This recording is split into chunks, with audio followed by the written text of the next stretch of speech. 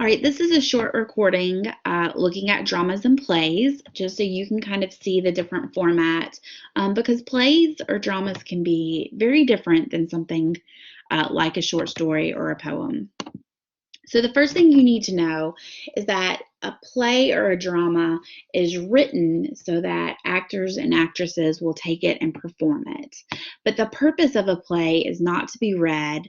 The purpose of the play is to be watched and seen by an audience. So with that, as someone is writing up a drama, they have to create stage directions. And these directions are the details of what the characters should be doing when they're on stage. So their movements, their reactions, sometimes their voice and whether or not it should be high or low. But it's all there, written in italics, in order to help the actors and actresses perform the vision that the author has. Plays are broken down into acts. And acts are going to contain several scenes, but it's the way you're breaking down the play into small sections. You also can have a thing called a one-act play, where the entire play is just one act. But within acts, you also have scenes. And a scene is a part of the play where the action is taking place in a single place. So if you think about, sitting in an audience watching a stage, they're going to have to move in the backdrop and all of the props for a scene. And you may have to move those out and bring in another set, and it all be part of one act. Then you have an intermission, you come back, you're moving into a second act, and you have multiple scenes happening then as well. The last thing is that plays are broken down by lines, very similarly to a way poetry breaks things down into lines. So when you are trying to direct the actors and actresses and you're wanting them to start off in a scene, you can't necessarily say start on page 5, because you may want to be at the top of page 5, you may want to be on the bottom of page 5. You need more direction than just a page number. And that's where lines come in. You're going to notice that they are numbered very similarly to the way that we number poetry. And so that lets you say, an actor's name, line 52, and they know exactly where they're about to start. It's also going to be helpful for you as you're using direct quotes, because you're going to be able to refer to the exact line or lines that you're wanting to reference instead of just saying, in the play, blah, blah, blah happens. So here's a short kind of snip of a play.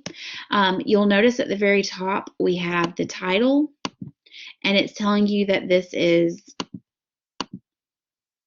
Act 1, Scene 1. And so that lets you kind of have a reference of, oh, this is the very beginning of a play. You're also going to see in the beginning where we have our stage directions. And so let's see, right here, it's setting the scene so that you know exactly what should be happening. We're in a living room of Aunt Agatha's mansion. It's afternoon time. You have one character who's sitting on the left side of the sofa reading and shuffling through some papers. You've got 2 other people who enter downstairs from the right.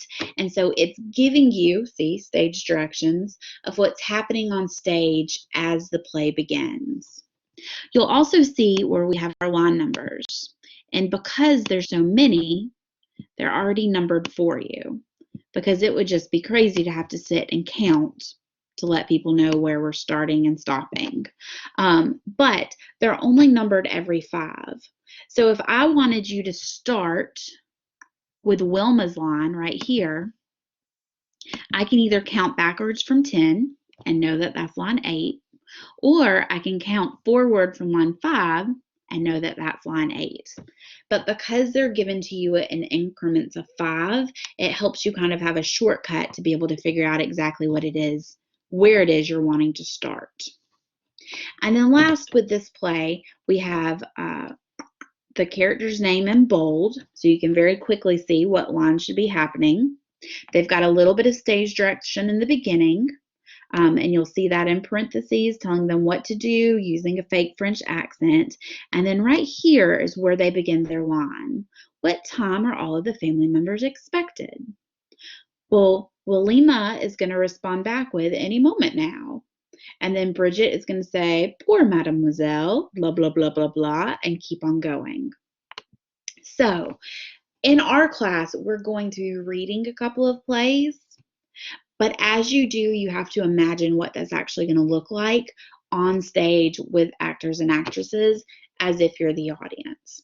It also means you have to be very careful with the stage directions. It's easy to want to skip it, but sometimes it holds the most important key to what's happening within the story. Dramas and short stories are very similar in the fact that you have characters, you have action, you have a beginning, middle, and end. And so it's going to follow the pieces of a short story. You're going to start with an exposition, which means you're going to have your characters introduced and you're going to be very clear about the setting. Usually within the exposition, you start to get an idea of what the major problem is going to be. Then as the story continues, we move through the rising action. And this is where one or more characters are going through small problems. Sometimes teachers refer to this kind of like the roller coaster. They're slowly moving up that mountain, up that big hill, to the moment of climax, which is the most important conflict within the whole plot. Everything that happens in the climax forever changes the story. It's the turning point. And because this major conflict happened, whatever it might be, we have the falling action. Those things that happen inevitably because of the major problem. And all stories end in a resolution. Most of us like it when it's kind of a nice little bow at the end. Everybody lives happily ever after. But now that we're taking a literature class in college, you're going to notice not all stories end on a happy note.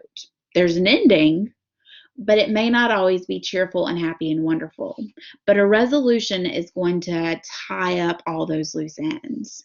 And so as you're reading plays, as you're reading short stories, as you're reading novels, you'll notice this happens in every single one. You start in your beginning with exposition. Your characters move through minor problems and conflicts in the rising action.